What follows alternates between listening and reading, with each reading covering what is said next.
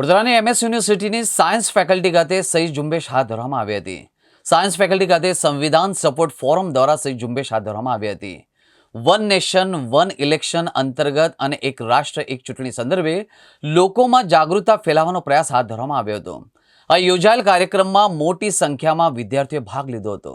આખા આપણા ભારત દેશની અંદર અત્યારે સરકારે ખૂબ જ સરસ વિચાર લાવી રહી છે, વન નેશન અને વન ઇલેક્શન।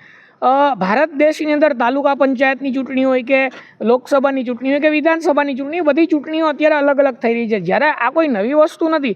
ભારત દેશ જ્યારે આઝાદ થયો ત્યારે 1951માં બધી ચૂંટણીઓ સાથે થઈ હતી અને 1959 સુધી બધી ચૂંટણીઓ એક સાથે ચાલતી જ હતી। પરંતુ પછી આજે આગળ પાછળ સમયગાળો થયો અને પછી બધી ચૂંટણીઓ અલગ અલગ થવા લાગી।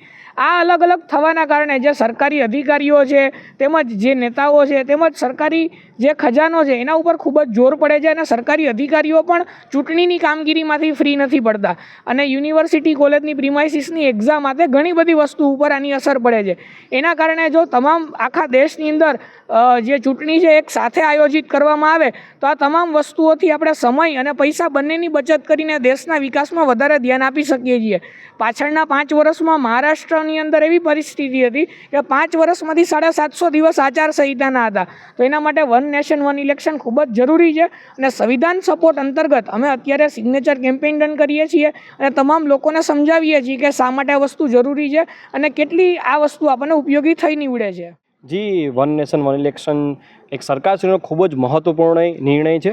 જો વન નેશન વન ઇલેક્શન થશે તો જે આગામી જે પણ ભારત દેશનો જે પણ યુવા છે એનો સમય બચશે અને જે પણ આપણે જોઈ રહ્યા છીએ કે અત્યારે ડે બાય ડે જે પણ આપણું વોટિંગ પર્સન્ટેજ છે એ ઓછું થતું જઈ રહ્યું છે। પણ જો જ્યારે પણ વન નેશન વન ઇલેક્શન આવશે અને એક જ આખા રાષ્ટ્રની અંદર એક જ ઇલેક્શન હશે તો જે વોટિંગ પર્સન્ટેજ છે એ પણ વધશે, કારણ કે સમય બચશે અને યુવાનોની અંદર એંગેજમેન્ટ પણ રહેશે કે આપણે વોટિંગ કરવું જોઈએ।